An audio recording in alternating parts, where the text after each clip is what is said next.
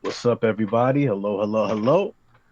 I'm Mr. King, and I'm here with my boy Tech Boy. What's up, brother? I'm all good, my guy. All good. You know how we do out here, just staying alive, living life. Yes, sir. I'm glad you're staying alive. You know what I'm saying? I heard you hurt yourself recently. You doing all right? I'm all right. I'm alive. Actually got into a small accident. Just recovering Mm. from that, but I'm all right. You should see the other guy. Nah.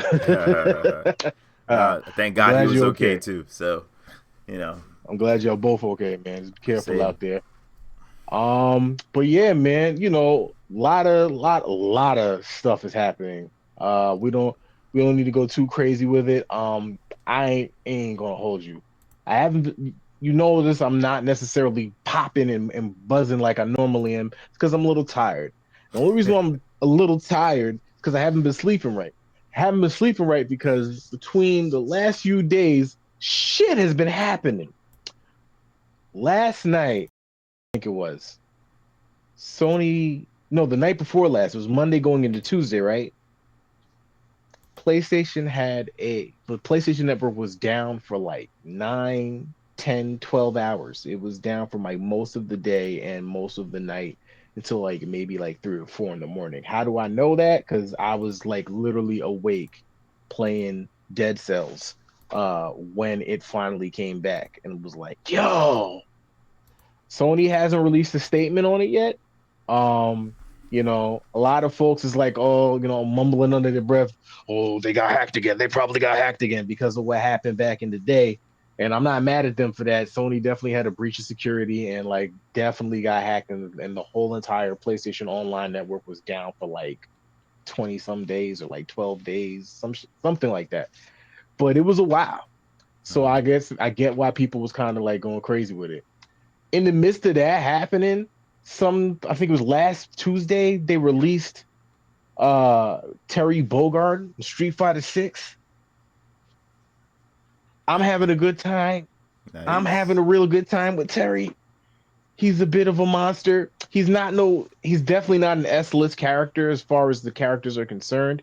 He's not even like, the best Shoto in the game, but god damn, it's good to see the SNK character, especially somebody as popular as Terry Bogard, coming back to the two-dimensional fighting scene in such a big way, in a modern way, in a modern time. Like I haven't, I missed the King of Fighters games. I feel like they fell off a little while. That last one was pretty dope, but like just I wasn't what I was like. I expect a little bit more.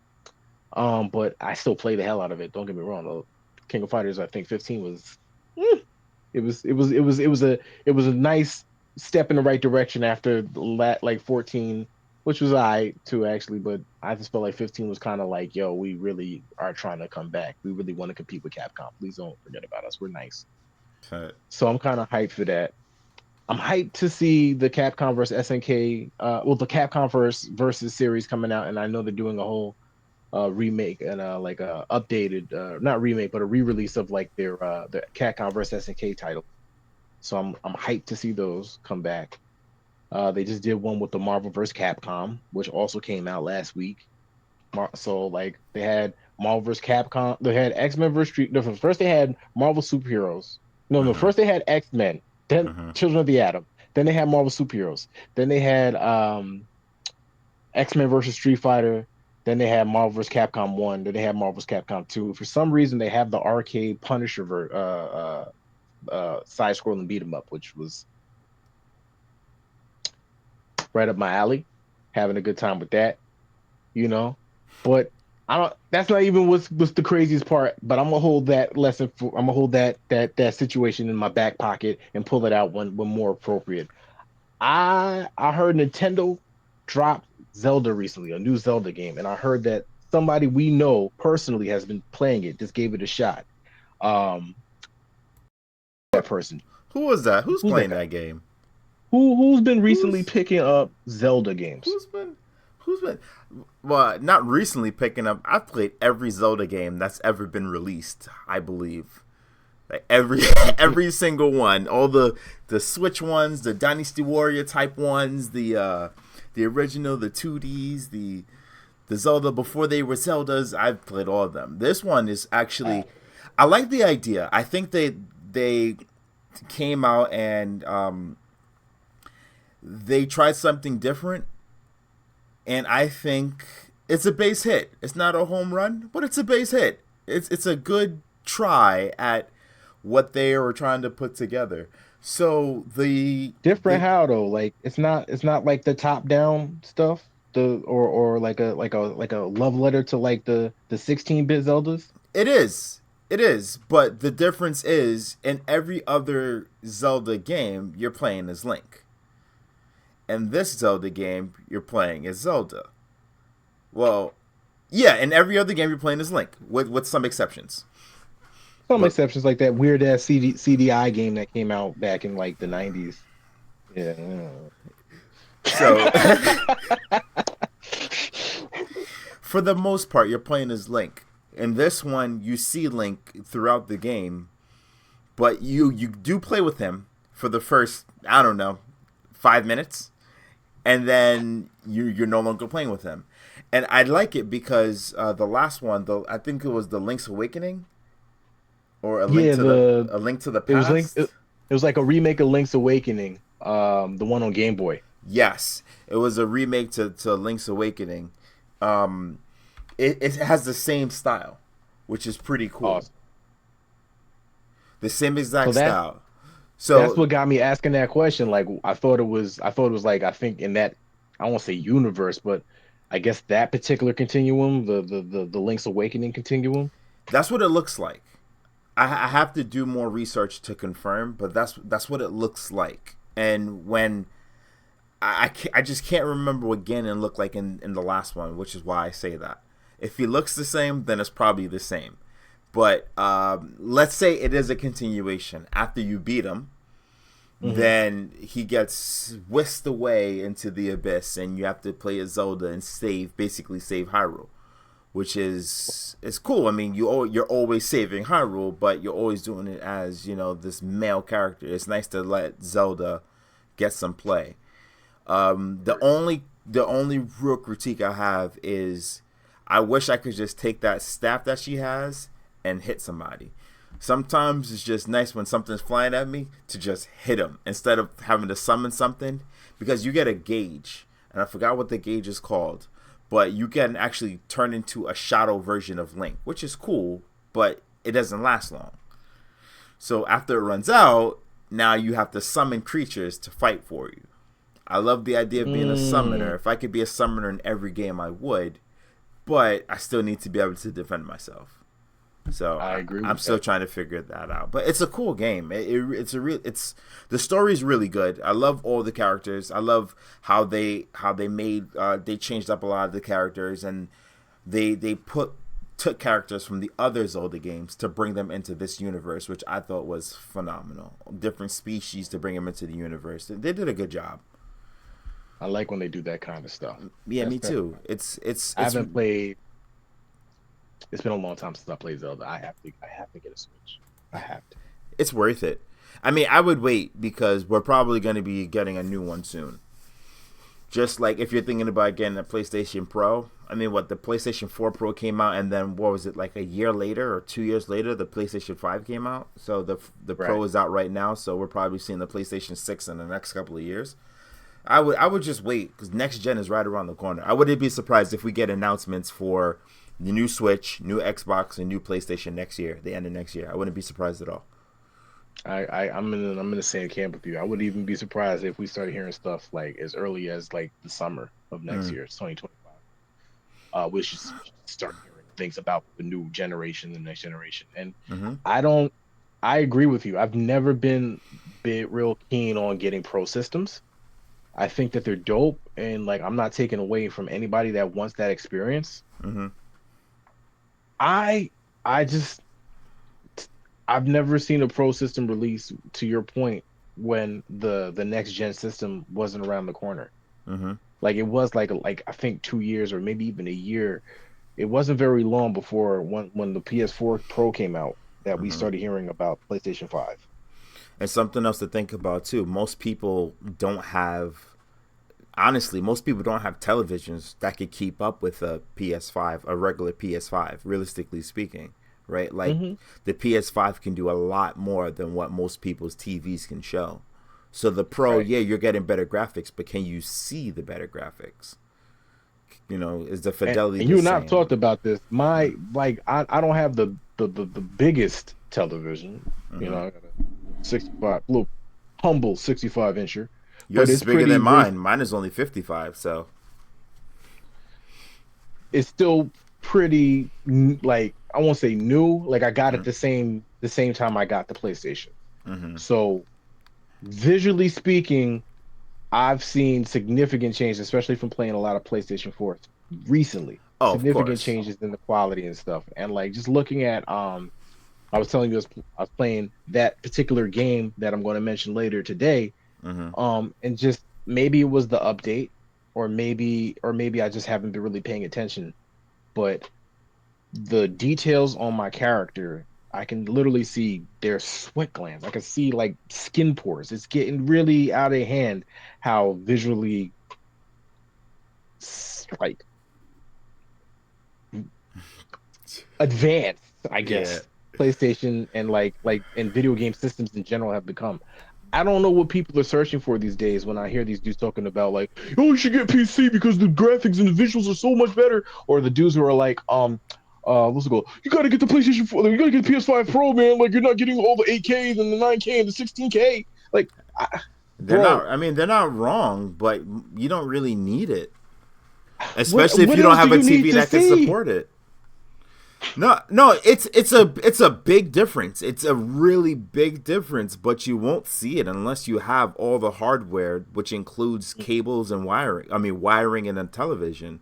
So it doesn't Mm, matter. You can mm. get it. I mean, I understand the PC, but you know, I mean, I understand the PC too. If I'm paying 5K for for a gaming PC, it better mm, be able to. that's I right. better be able to see it. You know what I'm saying? Like, I That's don't, right. because like if you're going to be Mm-hmm. that elite with your gaming and it means that much to you, then it better be top of the line, way better than a console, because Yeah. that's what you're paying for. I'm not mad at that. But for me, I'd rather I'm a console gamer and I'm a console gamer to the core because of the accessibility that Mm-hmm. consoles always seem to have over PC. Like there's a curve that people don't like to talk about. And if you're not like a computer savvy cat, uh, you're not you're not gonna be one of those dudes that can benefit from that kind of thing if he can't literally figure out the logistics to make it happen for them. That's fair. I don't know if it's that black and white, but I think that's a It's not. fair thing to say. I don't even think that example is Mm-hmm. indicative of any large like population of gamers out there that True. exists. Like I'm speaking from personal preference here. I'm not even speaking from like, oh, there's a group of us that feel this way. Like I don't know that. I don't know that at all.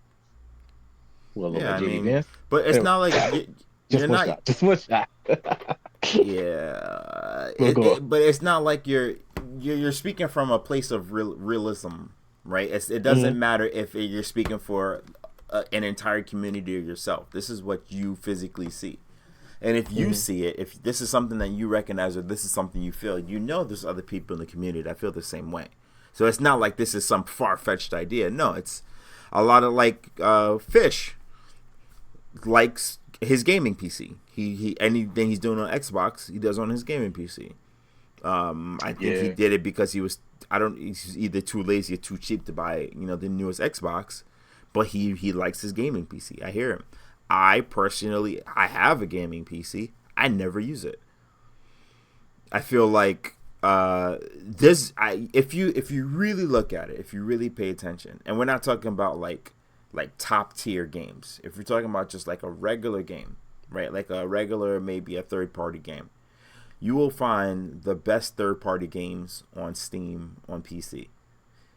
That's an opinion, of course. Once again, that's an opinion, but I think it's the accessibility. I think it's I try to separate as much as possible.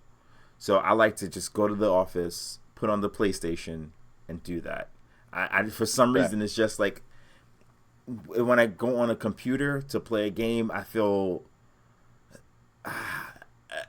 I feel dirty for lack of a better word. Like this is like a work thing. I'm supposed to use this for work. I'm supposed to use this for business. I'm supposed to use it for blah blah blah. And when I get on it, Mhm. like if I'm going to play a game, I'm going to play a game. I don't want to get on my computer and it's just I'm just different. I'm built different. No, no, I'm in the same. I'm not saying I feel the same way, but I feel somewhat a similar twinge. Like I love. So I got Steam on my ragtag 10-year-old laptop Mm-hmm. because uh of one game, and I'm not ashamed to admit this. Which River one? City Underground. Oh, but that's a good River game. City, it's an amazing game. I don't know if y'all played it, but River City Underground was like for the folks that like that original art style, the River City Mm-hmm. games. That was like the love letter to them. And it was a great game. It was a damn shame that Arcs never let it release on the consoles. It and I really hope that they change their mind one day. But if it wasn't for River City Underground, I wouldn't have even gotten Steam. Mm-hmm. But then I started playing some other games on Steam, and like you know me, I'm a sucker for the Metroidvanias. Steam has like a whole bunch of Metroidvanias that I probably never see console, Yep. and they're just True. really freaking dope. Mm-hmm. Turn-based RPGs. If you are a guy like me who likes that pixel art style, old school 1632-bit uh gaming stuff and games and like visual style, then Mm-hmm. Steam is probably the place for you. But if you're not that type of person and you're kind of into the whole modern gaming and like the three-dimensional, you know past bits, now we're just into processing and all that jazz, modern age gaming, Steam still can compete with the best of them, if not like even better so than most. Like I know a lot of folks complained about Final Fantasy 16's launch on Steam on PC. There was a couple of issues, but I feel like Square's gotten better considering that some of their other games when released. I think when they released what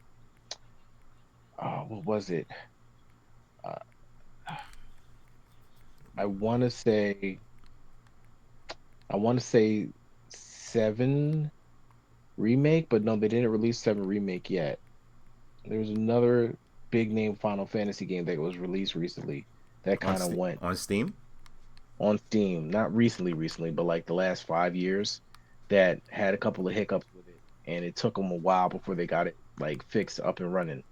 Uh, Uh, I'm not sure. I know Square. they released a few on Steam, or on Mhm. PC. So I'm not sure which one had a hiccup though. You would know that better than me.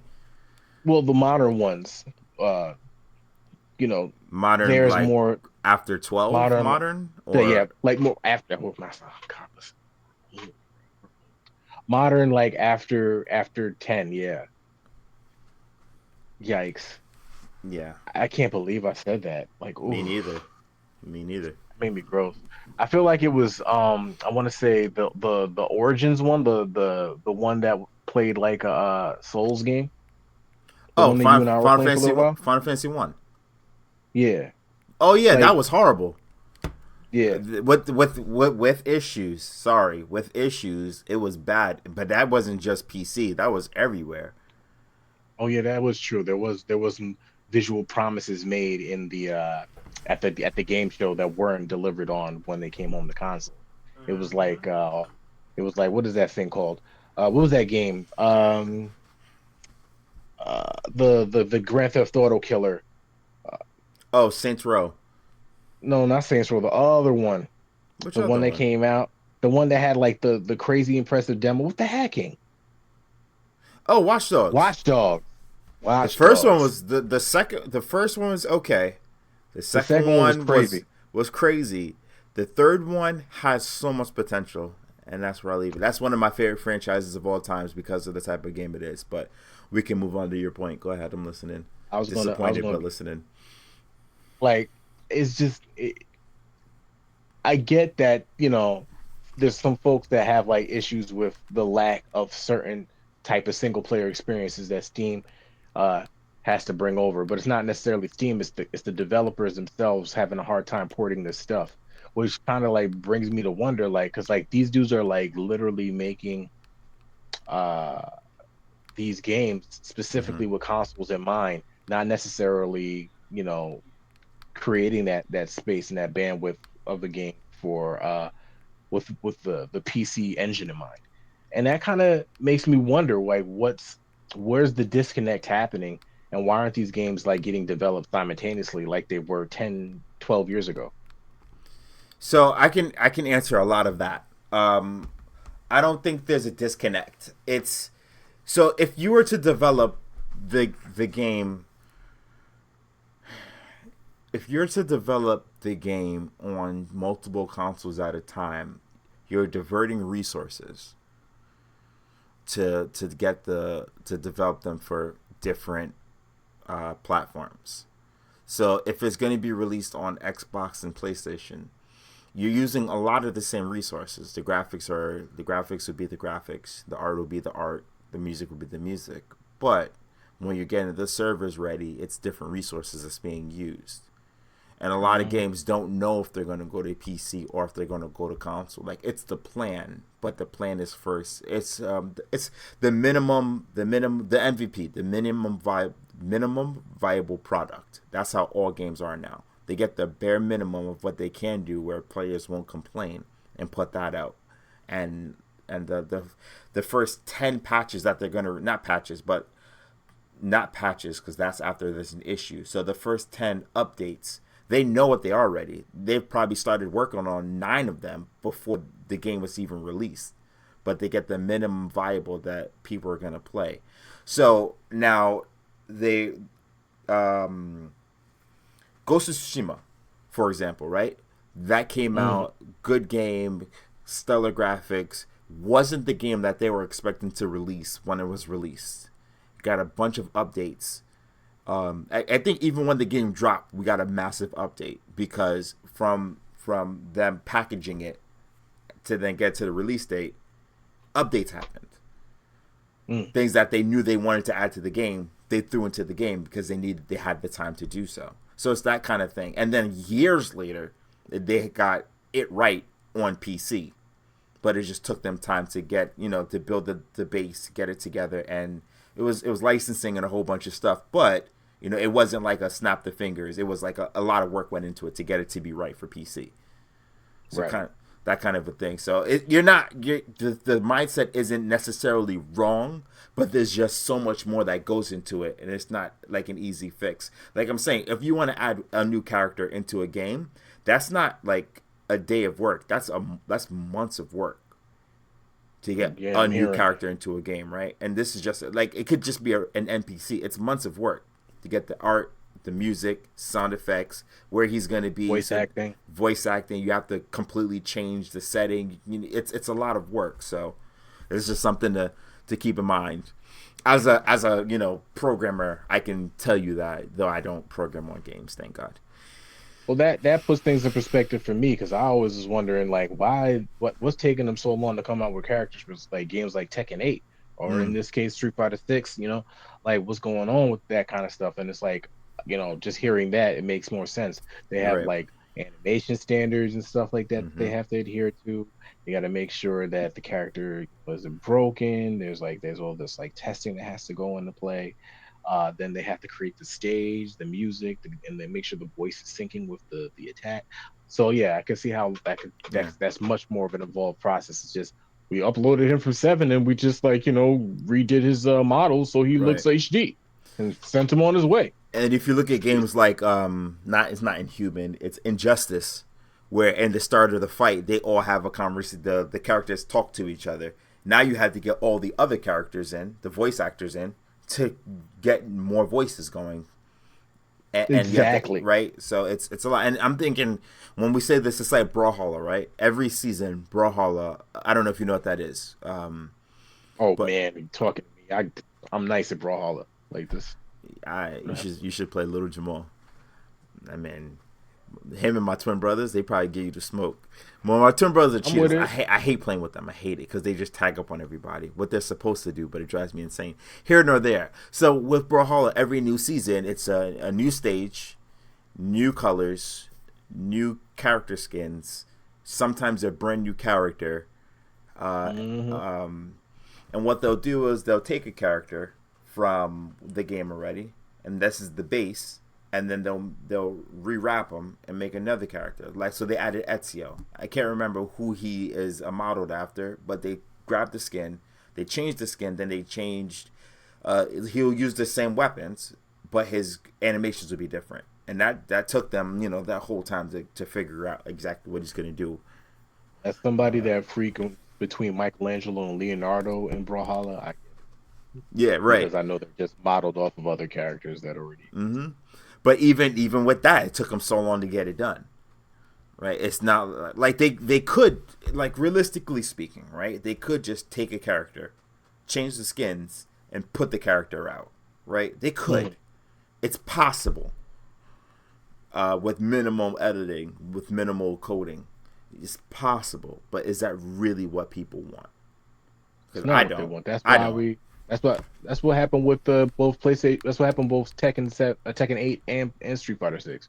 Mm-hmm. Those games were built from the ground up. They didn't use pre-existing models and from the old Right. and the characters from the older games. They rebuilt Mm-hmm. all of these characters from the ground up.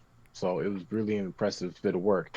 And shout out to them. Both systems, like even between rounds where your character looks scuffed up a little bit more, Right. after if Yes. they took an L or if they've been rolling around and stuff, both games are doing a great job with that. I just been nothing but impressed.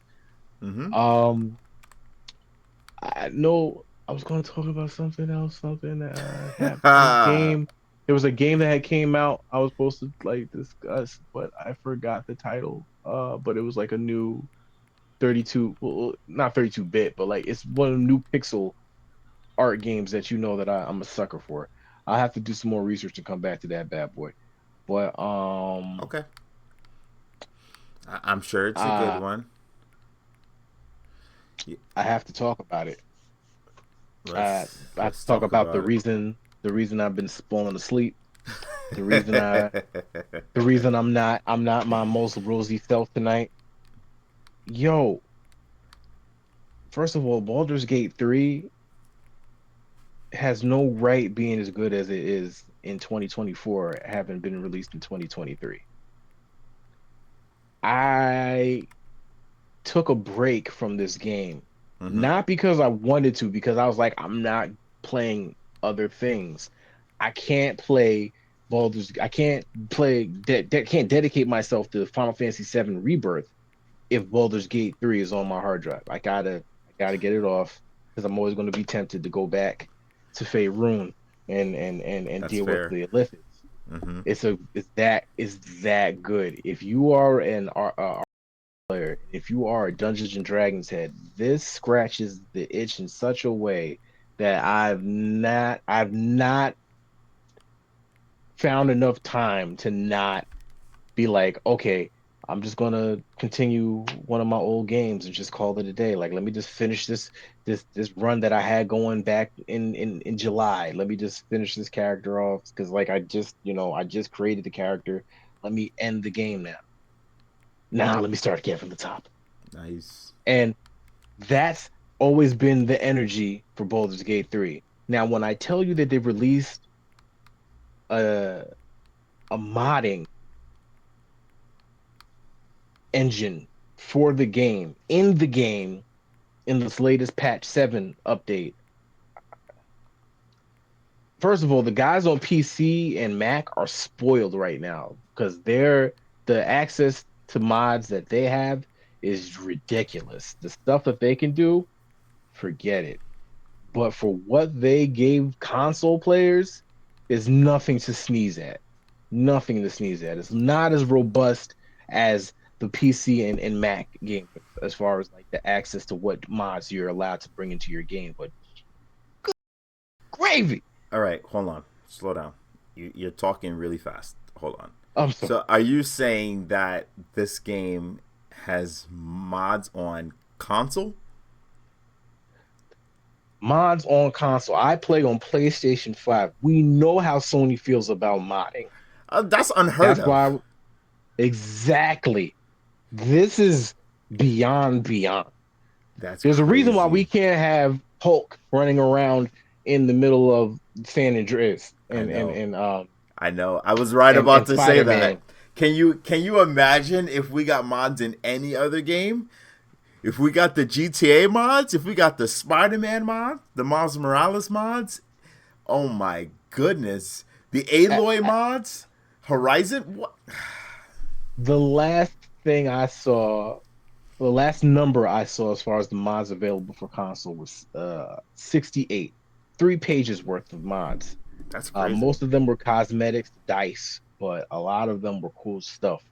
Like, for instance, they released the Mystic class, which was an Unearthed Arcana back when 5th edition was still the edition, Mm-hmm. and they had dudes that would release classes that were they called it Unearthed Arcana because it was a nice way of saying unauthorized use because they haven't worked out the bugs with that class yet before they're going to release it into one of the later games.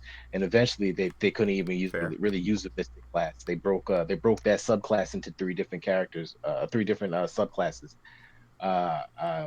One of them was the Soul Knife. The other one, I think, was the Soul Knife Rogue, and the other one was the Echo Knight Fighter. Mm-hmm. But I forgot the third one. But real cool. But the Mystic class was definitely released, and there's subclasses within it that kind of have those flavors, like a Rogue flavor or a Druid flavor or Mystic flavor, or rather Magician flavor, or a Fighter flavor. So still pretty cool. All relying on psionic abilities and psychic abilities and like telekinesis or creating energy weapons. Really cool cast. Really cool class. That's just the class though. Like that's just Mm-hmm. one mod. I got a mod right now going for my. This mod is crazy. I was right about There's to say, a what's your favorite mod? But go ahead. I'm listening. My favorite mod is the party increase mod. There is a joint. So Baldur's Gate 3 traditionally lets you run around uh with a party of four that you have to kind of go back to camp and switch characters out for both story stuff or just like who's going to be the most viable fighter for this particular fight sequence Mm-hmm. or viable like combatant. So you got to kind of do like resource and like research management to make sure you have the right people for the right job. Makes sense. Uh, with this mod, Mm-hmm. you have as many people as you want, yo. You can have everybody in your party. You can also have hirelings. Hirelings are characters that are basically generic characters that you can make yourself and bring in the space of like one of the story characters or one of the story NPCs. So you can make your own characters. It doesn't have to be like Lae'zel or Shadowheart or Gale. You could just make your own dude person and just go off and go through the game. Mm-hmm. Um, which if you wanted to, you can increase the number, but I'm pretty sure at some point, the more party members you're allowed, you pull into your party at one time, the more likely it is the game is going to break. So you Have you gotta be careful. have you streamed this already? I I would like haven't to. streamed. I glad you brought that up. I gotta pose the question: do I continue my current run that I've been playing for through and just like continue to go with that run, or do I start from the top and add these and play with these modifications? Start from the bottom and play with these modifications. That's what you got to do. It's I'm out of my hands. Y'all heard him. I'm sorry to It's I'm out sorry of to my break hands. it to you, but I mean, I'm looking at it this way, right? With all these mods, it adds a whole new flavor to the game. It's not a whole new game, but it might as well be a whole new game. Might as well treat it like it's a whole new game, right? How does it One of the change things, the how does it change the feeling of the game? Might as well see that from the top. as somebody who plays D&D regularly, Mm-hmm. there is no cheat codes for Dungeons and Dragons. There's no cheesing Dungeons and Dragons. I mean, you can min max and you could do some cool stuff, Mm-hmm. but the more diabolical and intelligent your DM is, the more likely it is you're not going to be able to pull off that kind of stuff. You just kind of got to hope that you're telling a really cool story and the DM is digging what you're dropping and that you guys meet in the corner somewhere in the middle and in that wonderful world of compromise, and the story gets told in a beautiful way, and everybody at that table is happy. Or you get a dude that's just trying to kill you and your class, your party. Like that's it. And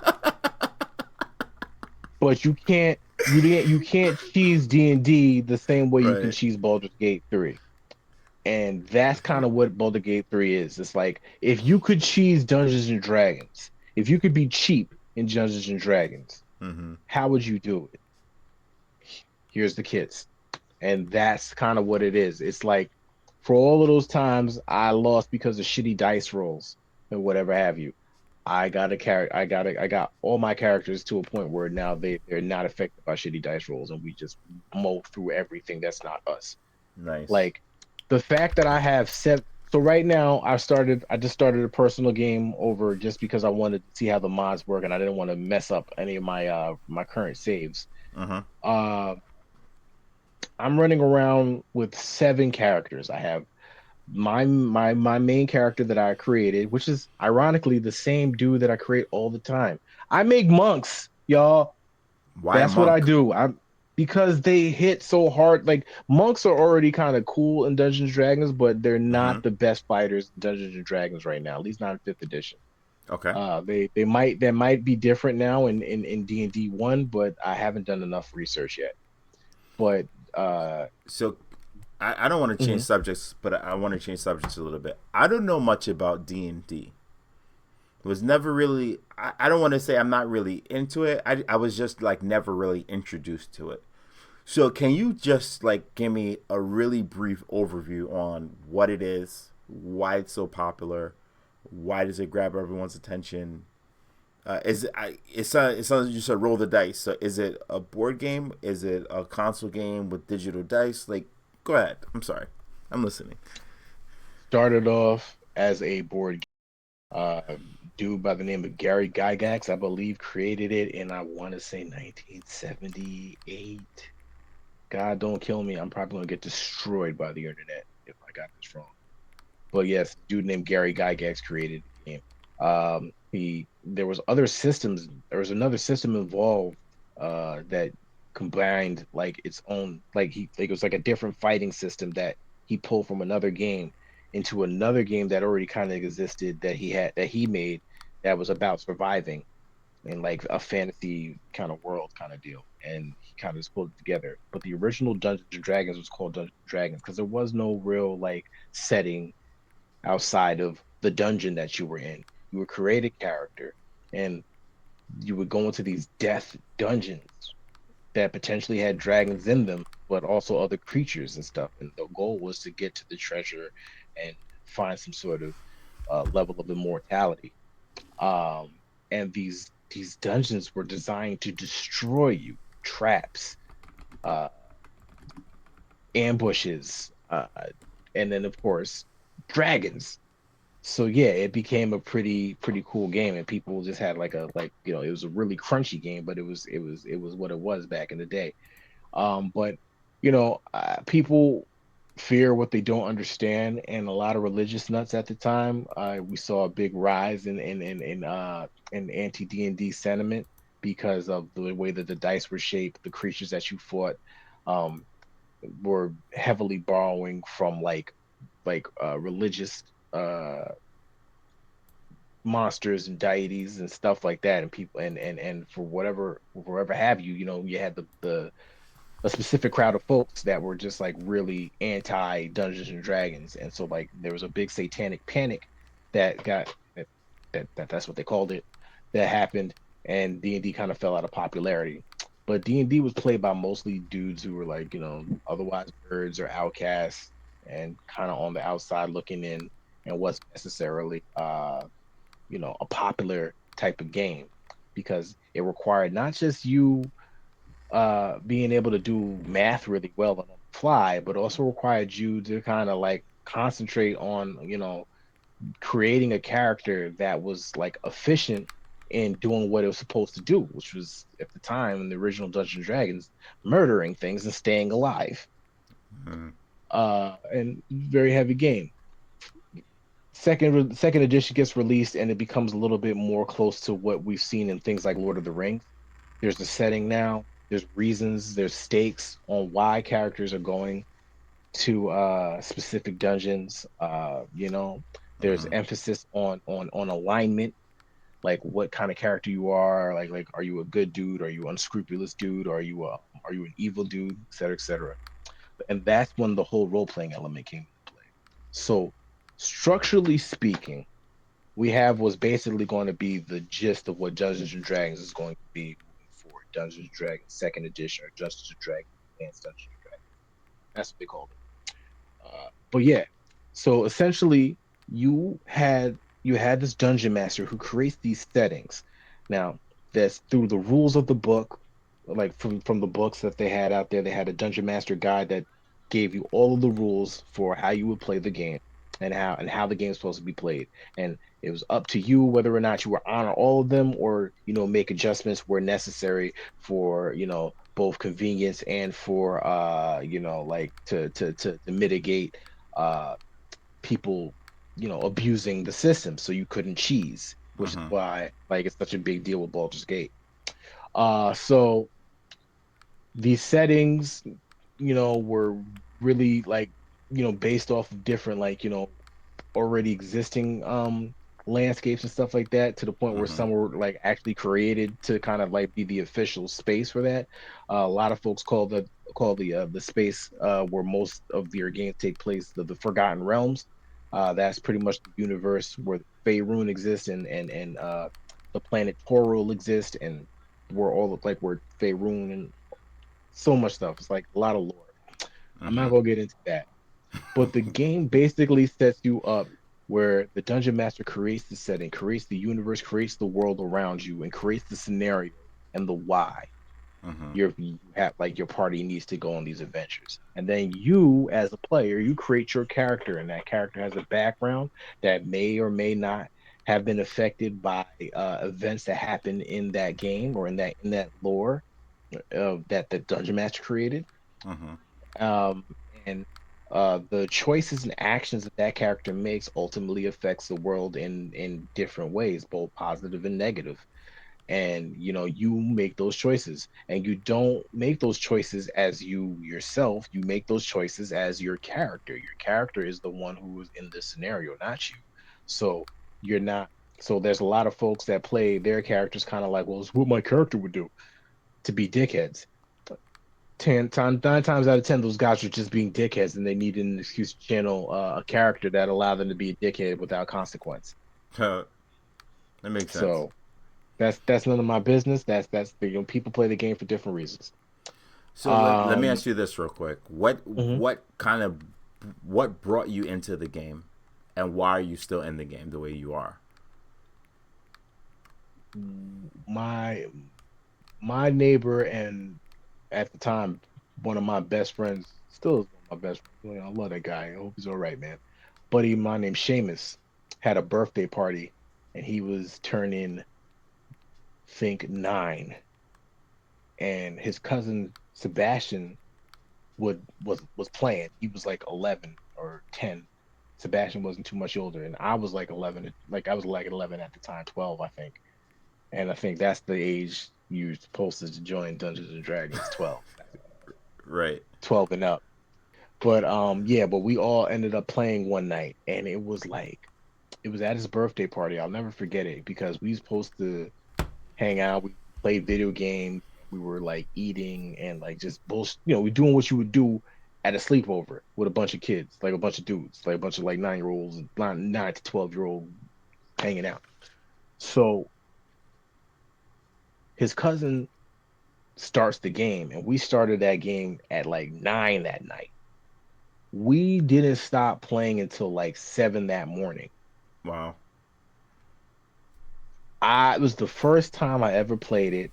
Mm-hmm. He had a character that was already created. It was a wood elf. It was a white dude, had like red hair and like looked like, what's his name? Robin Hood, but elf, and Nice. just was had a bow and arrow, and I was shooting it. I got a ring that let me have an Hadouken, like maybe a Hadouken that took out an entire army. Like that's what I'm talking about. You're limited by your imagination. the graphics, the engine that the graphics are ran on, as far as like the visuals are concerned, is your mind. Like I buy minis. I create minis on HeroForge.com for my characters when I'm in like a really important campaign, or I'm in a really cool campaign or long-term campaign. I really want a memento, and I'll make my character. And those characters are big enough to fit on gridded maps, and the maps are where you create your settings. Like I Mm-hmm. got dry erase maps where I draw up the like the scenery, and I'll put the monsters and the traps and the NPCs wherever I need to do it. But that's where the board game comes from. Each of those individualized squares are 5 feet. Most characters in Dungeons and Dragons can move anywhere between 25 to 40 feet, depending on their race and class. And that's pretty much what you do. And then Mm-hmm. you run up, and like each of your stats are tied to a different uh action that your character can do. If you want to jump across a ravine, that's going to require athletics. It's going to require strength, or maybe not. Maybe you're going to use your dexterity to do that. You have options. So you want to be like, your dexterity determines how nimble and agile you are, and how likely you are going to recover if getting knocked over or knocked down. Um, most and depending on those particular stats, like strength, your constitution, your wisdom, all those are allocated towards specific classes. If you wanted to be a wizard, you want to have a high intelligence. If you wanted to be a druid, you wanted to have a high like wisdom. If you wanted to be a bard, you wanted to have a high charisma. If you wanted to be a fighter, high strength. You wanted to be a rogue, high dexterity. Like that's how you would build your character. And you're at the mercy of your dice rolls. Most things in Dungeons and Dragons require you to roll a 20-sided die. And depending on how well you are at something, depending on how high your stat is, you get bonuses. Uh, but everything above a 10 is a bonus. Anything below a 10 is a negative. A 10 itself, there's no bonus or negative, and you're at the mercy of that. So you might have a really cool character and has a really cool backstory, and then you have a shitty roll and you fail. You actually now have to figure out how you're going to talk about how your character fails, and that's what the gist of it is. You're limited by your imagination. So how well can you describe your situation? If you're attacking a wolf and you're getting ready to hit it, and you do hit it, and then you do enough damage to kill it, you have to now explain that scenario. Okay, my character pulls his blade from the back and pulls it out of its sheath, holds it high into the air, steps in slicing position, and takes the head of the wolf, holds up the bleeding scalp, and it says, I think my work is done. And you have, that's what you do. And that's the scenario. So yeah, I like to do that. I was a theater kid too. So I like to improv, and I like to be goofy. So all of that came into play. And all that comes into play because you have to come up and develop your character's personality. I go real heavy with your accents as much as I can. I did Jamaican accents, I've done African accents, I've done all different areas of Great Britain, London, and all that, and Wales. I've done Welsh accents. I'm still working on a German accent. I had a character. I had a character based on Nightcrawler, and I was literally playing him as Nightcrawler. I did the accent and everything. Had a hard time staying with that accent. German is not easy. Uh, bro, it's limited by how much you can kind of commit to being in it, and being a Mm-hmm. part of it. And it's a very involved type of game, and it requires more than just being number savvy. It requires, a good ability to act. Like sometimes you'll have a situation where you step into a conversation, and you have to persuade somebody to see things from your perspective, or to do something for you or your party or whatever have you. And depending on the scenario, if you say something in these instances so dope or so in character and so like succinct to what's happening in the scenario, it's a good chance your DM is not going to even have you roll. It's like that makes sense. That's a good argument. The king agrees and he's going to give you 100 horses. Like Nice. it, and that depends on like you yourself. I recommend, like I tell everybody, and this is like some folks might not like this, but like because like I know folks out there are upset that the hobby has become so accessible now, Mm-hmm. and they're not loving what Wizards of the Coast and Hasbro has been doing to the game. They've been doing a lot more, trying to find ways to what's called monetize uh, aspects of the game that shouldn't be monetized, and it's feeling stifling for players, and it's feeling harder to create in these worlds and be relying on them because so folks are already kind of heavily invested in fifth edition, and rather than just making adjustments to fifth edition to make it a little less you know stuck when you get to higher levels, they went and created an entire new system. They made it harder for third party creators to kind of get their content out there. There's a lot. I don't want to go into it and it gets political.